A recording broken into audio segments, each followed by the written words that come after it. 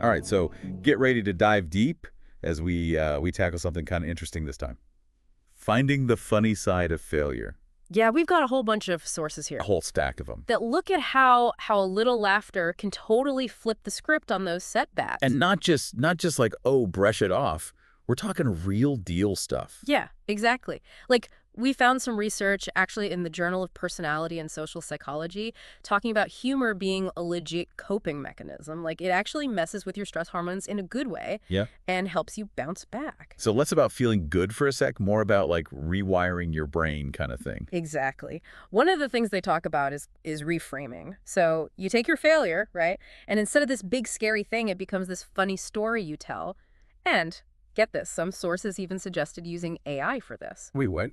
Yeah, like a program analyzes what happened and helps you find the punchline, like having a comedy writer on speed dial for your life. That's wild. Yeah. It reminds me of, oh, what was his name? That CEO had a big product launch, total flop, but he just starts laughing about needing to go back to the drawing board. Whole audience loved him for it. See, that's what I'm talking about. He owned the mistake and found a way to laugh at it.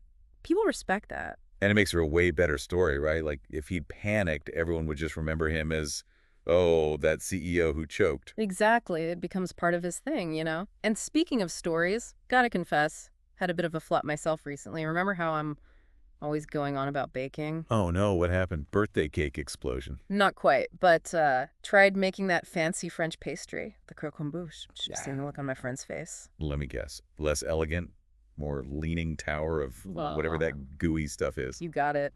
Talk of the party, though. But honestly, it's amazing how just sharing these stories, even if they make you cringe a little, can make you feel closer to people. Totally. Like, vulnerability plus humor. Yeah. Disarming. Right. Even helpful, like in job interviews. Can you imagine someone asks about a time you messed up and bam, you hit them with a funny story instead of some canned answer? Absolutely. That's what all this boils down to, right? It's not about pretending you don't fail. It's about how you come back from it. Learn, grow, and yeah, maybe even have a good laugh along the way. And our sources really emphasized involving you, the listeners. So we have a little challenge. Think about a recent fail you've had, anything, big or small, Yeah. and see if you can find even a tiny bit of humor in it. Even if it's just for you right now, sometimes a little self-deprecating humor is all you need to lighten the mood. Totally. So to wrap things up, here's a thought to chew on. When has humor helped you get through something tough?